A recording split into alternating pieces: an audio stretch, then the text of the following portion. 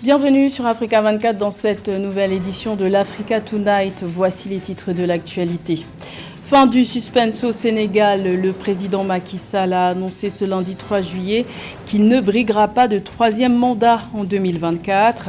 Alors quel effet cette annonce a-t-elle eu dans les rues de Dakar après des mois de tensions sociales et politiques? Élément de réponse dans cette édition. La première édition du forum Infra for Africa et de l'Assemblée générale annuelle des actionnaires d'Africa 50 s'est clôturée ce 4 juillet à Lomé. Pendant 2 jours, la capitale togolaise a accueilli cet événement axé sur le financement des infrastructures en Afrique sous le haut patronage du chef de l'État togolais Faure Gnassingbé. Et le groupe sud-africain Vodacom occupe une place de choix en République démocratique du Congo. L'opérateur de télécommunications a célébré ses 21 ans de présence dans le pays en 2023 avec plus de 21 millions d'abonnés. Son directeur général en République démocratique du Congo, M. Khalil Al-Amerikani, est l'invité de cette édition. Mais tout d'abord, les combats se poursuivent au Soudan. Des tirs d'artillerie lourde ont secoué Khartoum ce lundi 3 juillet, alors que plusieurs millions de civils sont encore bloqués dans la capitale, privés d'eau et d'électricité, avec des réserves de vivres quasiment à sec. Il faut noter que cette guerre de pouvoir entre le général Al-Bourhan et le général Hemeti a franchi un autre cap le 27 juin. L'armée régulière a lancé un appel à l'enrôlement visant des combattants volontaires. L'armement des civils est une question qui plongerait le pays dans une véritable guerre civile, pays en proie à une crise humanitaire depuis le 15 avril dernier, avec près de 3000 morts et 2,8 millions de déplacés et réfugiés selon l'ONU. Également, dans l'actualité, l'homme fort de l'Est libyen lance un ultimatum. Le maréchal Khalifa Haftar a annoncé ce lundi devant les officiers de son armée réunis dans son quartier général à Rajma vouloir une répartition plus équitable des revenus pétroliers. Et ce, avant la fin du mois d'août. L'homme fort de l'Est libyen souhaite la création d'une haute commission chargée de mettre en place les dispositions financières en vue d'une gestion des fonds public, sans quoi des mesures seraient prises, sans donner plus de précision. Rappelons que depuis mars 2022, 2 gouvernements se disputent le pouvoir en Libye, l'un installé à l'ouest, à Tripoli, dirigé par Abdelhamid Dbeiba, et reconnu par l'ONU, et l'autre à l'est, dirigé par Fathi Bashara, soutenu par le maréchal Khalifa Haftar. Le chef de l'État sénégalais a mis fin au suspense. Le président Macky Sall a annoncé ce lundi 3 juillet qu'il ne briguera pas de troisième mandat en 2024, tout en précisant que la Constitution le lui permettait. Une annonce accueillie avec soulagement après des mois de violences sociales et politiques dans le pays, même si de nombreuses questions demeurent. Les explications de Chekou Oumar. Sa candidature était redoutée par une partie de l'opinion nationale, notamment les partis d'opposition, qui l'a jugée inconstitutionnelle. Ce lundi 3 juillet, le président sénégalais a mis fin à un long suspense qui devrait décrisper le climat politique dans le pays. Lors d'une adresse à la nation, Macky Sall a déclaré qu'il ne sera pas candidat à un troisième mandat lors de la présidentielle de février 2024. Dans les rues apaisées de Dakar, les populations sont unanimes sur la portée symbolique de ce renoncement. Donc, comme il a eu la sagesse vraiment de renoncer, je suis très heureux et je le félicite parce que ça ne fait que le grandir, vraiment. Donc, les troisième mandats ont créé beaucoup de problèmes en Afrique, notamment aux pays qui nous entourent. On a vu comment ça se passe. Personne ne s'attendait à cette décision, moi personnellement. Que Dieu le protège, parce que cela a permis d'instaurer la paix et la stabilité dans le pays. Il a fait ses preuves et nous lui souhaitons une meilleure carrière pour la suite. Arrivé au pouvoir en 2012 pour un mandat de 7 ans, le président Macky Sall a mis en place un vaste programme d'infrastructures détaillé dans le plan Sénégal émergent, véritable boussole de l'action publique. Sa réélection en 2019 lui octroie un nouveau mandat de 5 ans, nouvelle durée validée dans le cadre d'une révision constitutionnelle en 2016. Vraiment, son Excellence, M. Macky Sall, sa déclaration d'hier, c'était vraiment une excellente déclaration et il a posé un acte de bravoure, un acte symbolique et historique qu'il faut saluer. Parce que vraiment, on a besoin de ces actes. Et il a respecté l'esprit de la Constitution. Et la Constitution nous dit que nul ne peut exercer 2 mandats consécutifs. Et nous sommes dans une ère où on a vraiment besoin de la paix, de la stabilité. La déclaration de Macky Sall met ainsi fin à des mois, voire plusieurs années de suspense et déjoue tous les pronostics qui le voyaient concourir une 3e fois, mais pour un second quinquennat. Son renoncement et la situation judiciaire de l'opposant Ousmane Sonko, qui pourrait disqualifier ce dernier à la présidentielle, relance les débats sur les profils des candidatures à la présidentielle 2024. Le Gabon et la Centrafrique sont liés par un nouveau partenariat militaire. Les ministres respectifs de la Défense des 2 pays ont signé le 1er juillet à Libreville un accord de coopération porté sur la sécurité et la stabilité de la région. C'était en marge de la 23e session ordinaire de la conférence des chefs d'État et de gouvernement de la communauté économique des États de l'Afrique centrale. Plus de détails avec Marie-Raphaël Antolo. En marge de la 23e session ordinaire de la conférence des chefs d'État et de gouvernement de la Commission économique des États de l'Afrique centrale, tenue à Libreville au Gabon le 1er juillet 2023, les ministres de la Défense du Gabon félicités Ongouri Ngoubili et de la République centrafricaine Ramo Claude Biro ont signé un accord de coopération militaire. Cet accord vise à renforcer les capacités des forces armées des 2 pays et à favoriser une coopération étroite en matière de sécurité régionale. Lorsque nous avons des frontières voisines, lorsque nous sommes des pays voisins et lorsque nous appartenons à la même sous-région, évidemment, on a intérêt d'abord à commencer par coopérer pour protéger l'un comme l'autre parce que les frontières sont voisines et nous partageons les mêmes réalités. D'après le classement 2023 des puissances militaires mondiales établi par le Global Firepower, site américain spécialisé dans les questions de la défense, le Gabon et la Centrafrique font partie des 135 puissances militaires modernes dans le monde. Ainsi, cette coopération est initiée afin de permettre aux 2 pays de se soutenir en ce qui concerne la défense de leurs 2 pays respectifs. Cet accord intervient d'ailleurs après plusieurs mois de négociations. Ça aura un impact, ça aura une incidence positive. Et ça, c'est ce que nous souhaitons sur la stabilité et la sécurité dans la sous-région CEMAC et surtout pour ces pays-là en particulier. Selon les autorités gabonaises, cet accord de coopération militaire entre le Gabon et la République centrafricaine ouvre la voie à une collaboration renforcée dans le domaine de la défense, incluant des échanges d'expertise, de formations conjointes ainsi que des opérations et exercices militaires communs. Pour la présidence centrafricaine, cet accord avec le Gabon vient renforcer les rapports et témoigne de l'engagement des 2 nations à promouvoir la sécurité et la stabilité dans la région.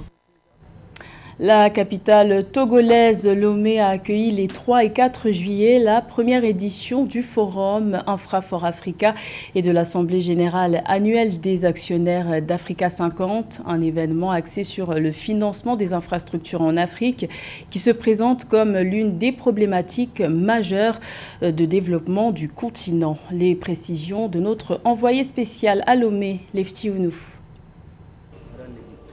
Engagé pour développer les projets bancables, financer les infrastructures et mobiliser les capitaux en Afrique, la plateforme panafricaine d'investissement Africa 50 a tenu le premier forum infra pour l'Afrique à Lomé au Togo le 3 juillet 2023.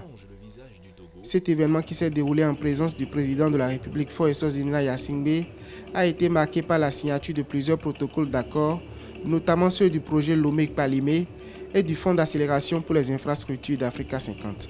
En Afrique plus qu'ailleurs, les besoins d'infrastructures sont considérables et les chiffres, même très approximatifs, sont impressionnants. Ainsi, il faudrait investir annuellement plus de 100 milliards de dollars. Au Togo, la question des infrastructures est au cœur de la feuille de route du gouvernement. En vue de la première clôture du Fonds d'accélération pour les infrastructures d'Africa 50, des investisseurs africains et internationaux ont signé des accords de souscription d'actions et des lettres d'intention pour engager des capitaux dans le fonds. Créé pour capitaliser de nouveaux flux d'investissement dans le développement d'infrastructures, 17 investisseurs institutionnels africains ont approuvé le fonds. La Banque africaine de développement a investi 20 millions de dollars dans le fonds. Le travail stratégique en cours est facilité par le déploiement des fonds d'accélération des infrastructures en Afrique d'une valeur de 500 millions de dollars, première plateforme d'infrastructure à véhicules d'investissement privé lancée par Africa 50. L'équipe complète de fonds est en place et elle est déjà en train d'assurer le financement de ces investissements.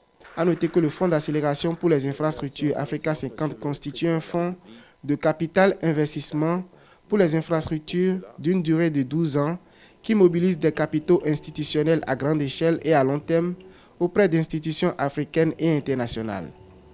Pour combler le déficit d'infrastructures en Afrique, l'institution Africa 50 entend investir dans la construction d'infrastructures vertes et verdir celles existantes. Le groupe sud-africain Vodacom est le premier opérateur de télécommunications en République démocratique du Congo. L'opérateur a d'ailleurs célébré en mai 2023 ses 21 ans au service de la République démocratique du Congo et franchi le cap de 21 millions d'abonnés. Pour en parler, nous recevons sur ce plateau le directeur général de Vodacom en République démocratique du Congo, M. Khalil Al-Amerikani. Bienvenue. Alors, Vodacom Congo fête ses 21 ans en 2023 de présence en République démocratique du Congo au service de plus de 21 millions de Congolais. Quel regard portez-vous sur l'évolution de l'entreprise et les services apportés à la population ? Merci. En fait, Vodacom s'est installé, comme vous l'avez dit, il y a maintenant plus de 20 ans, en fait, nos 21 ans, et ça a été une longue installation. Donc on a bien sûr commencé notre parcours par l'installation de la 2G, puis est venue la 3G, puis la 4G. On s'est installé sur toute l'étendue du territoire. Donc on a commencé bien sûr par la capitale, puis les grandes villes. Et au fur et à mesure, on s'est déployé à l'intérieur du pays pour pouvoir donner de la couverture au-delà des centres purement urbains. On a déployé pour près de 2 milliards de dollars américains.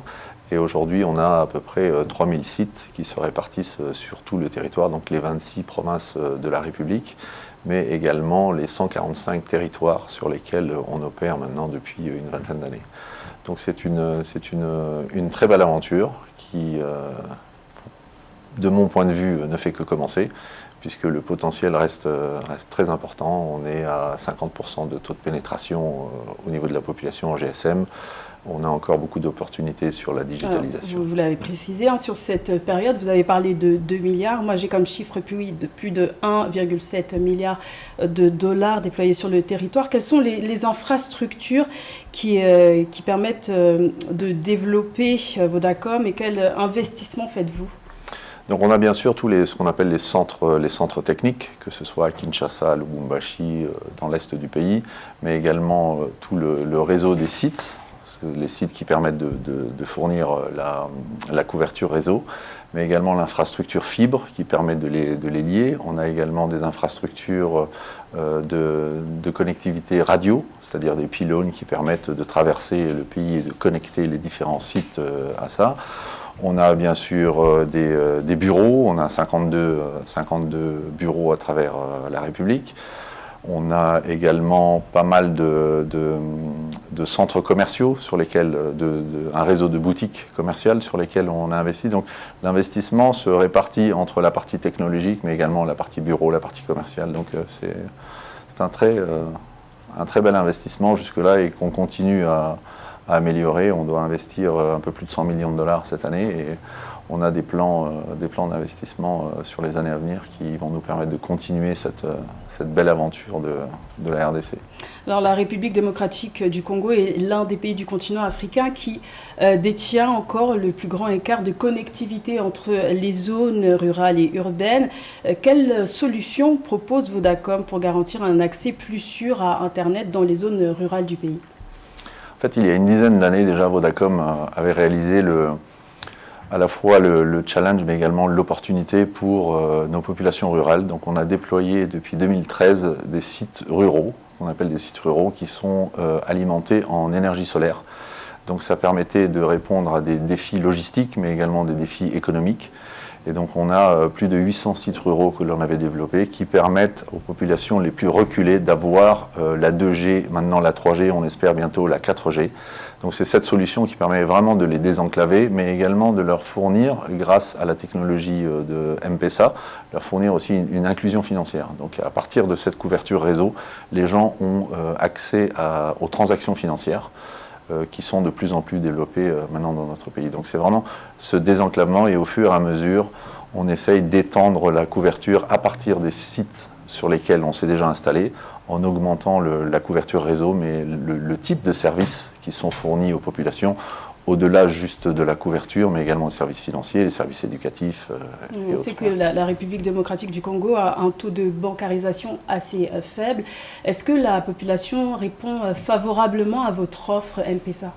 De plus en plus. La bonne nouvelle, c'est que M-Pesa a été lancé il y a une dizaine d'années, donc maintenant on a plus de 5 millions d'abonnés actifs sur la plateforme M-Pesa.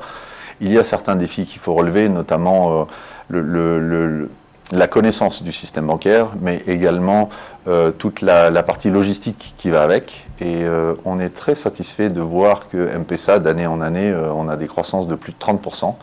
On sait que c'est vraiment le type de solutions qui ont été vraiment designées pour l'Afrique, mais aussi pour des pays comme les nôtres, qui font, comme vous l'avez dit, la taille d'un continent, pour pouvoir faire des transactions d'un bout à l'autre du continent sans avoir le risque de la sécurité, sans avoir le risque du défaut, sans avoir... Donc des transactions qui permettent de sécuriser de façon instantanée des paiements, mais également des transferts entre individus, entre entreprises, et à terme de pouvoir digitaliser l'économie comme on a déjà commencé à le faire dans différents secteurs, que ce soit des secteurs privés, mais également publics. Donc Vodacom a développé une technologie 100% verte, vous en avez parlé, en période de grands bouleversements climatiques. Pouvez-vous nous en dire plus sur les solutions développées et quel impact concret ces solutions ont sur le climat et l'environnement ? Donc on a, comme je vous disais un petit peu plus tôt, donc on a lancé ces sites ruraux, donc qui ne nécessitent aucun groupe électrogène, aucune émission de carbone liée à la consommation de carburants fossiles. On a également, et ce depuis un moment, réduit toute l'utilisation de papier. Le Covid a accéléré la digitalisation dans tout ce qui est processus. Donc il y a beaucoup de réduction de carbone par rapport à ces processus-là. On a également mis en place des systèmes de batteries qui donnent de plus grandes autonomies aux sites pour réduire leur consommation en fossiles.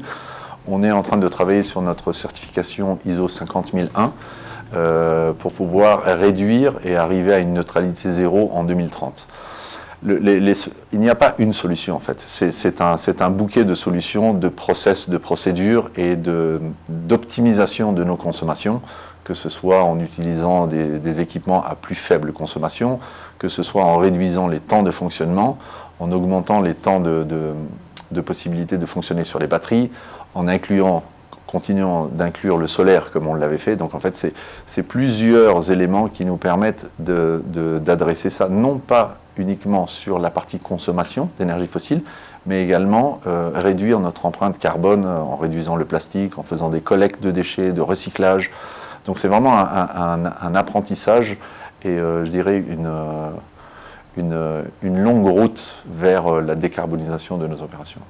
Vodacom marque son engagement auprès de la jeunesse congolaise à travers plusieurs projets tels que Vodacom Best of the Best, All Star, qui a révélé de nombreux artistes et notamment Inosbe, vainqueur de la première édition en 2010 alors qu'il était âgé de 13 ans. Qu'attendez-vous des jeunes talents que vous accompagnez dans ce cadre ? Tellement de choses. Je dirais, on a une population qui a majorité à moins de 30 ans, avec des talents incroyables, que ce soit dans la culture musicale, mais également dans le sport, dans l'art en général. On a également des jeunes qui sont extrêmement talentueux dans tout ce qui est entrepreneuriat. Donc oui, je pense que ça fait partie des fiertés de Vodacom d'avoir accompagné, que ce soit la musique, mais le sport également, et le développement des talents en général, puisque c'est la force vive c'est ça qui va faire changer les choses. Et pour moi, c'est la plus grande richesse du pays, cette jeunesse qui est absolument créative et bouillonnante. C'est une grande fierté. Alors, il y a un véritable vivier de la jeunesse congolaise. Est-ce que vous prévoyez de lancer d'autres projets ou d'autres concours en dehors du domaine culturel qui est déjà très exploité dans le pays ? Oui, on a bien sûr toute la partie développement de nos ressources humaines, qui est pour nous quand même un élément clé, que ce soit en interne, mais également développer les ressources humaines en externe. Donc on a eu des partenariats avec des académies pour développer les connaissances digitales de la jeunesse. Donc on a 2 divisions qui représentent environ 300 jeunes qui ont été formés sur la programmation, sur le coding, sur les intégrations des API. Et on a une deuxième vague qui a été lancée. Donc on a fait ça avec KDA sur Kinshasa, Lubumbashi et Goma. Mais on a également des programmes qu'on appelle Code Like a Girl, qui permet aussi de mettre les jeunes filles lycéennes en contact la première fois avec les ordinateurs et le monde digital. Et on pense qu'en augmentant les connaissances et les capacités digitales de la jeunesse, on va élever le niveau de compétitivité et de productivité du pays en général. Donc ce sont des programmes sur lesquels on a travaillé depuis des années et sur lesquels on va continuer à travailler et à investir, je dirais, de façon permanente et constante. Merci Monsieur Khalil Al-Amerikani d'avoir répondu à notre invitation. Je rappelle que vous êtes le directeur général de Vodacom en République démocratique du Congo. Merci Madame. Merci. C'était le journal de la rédaction. Merci de l'avoir suivi. L'information continue sur Africa 24.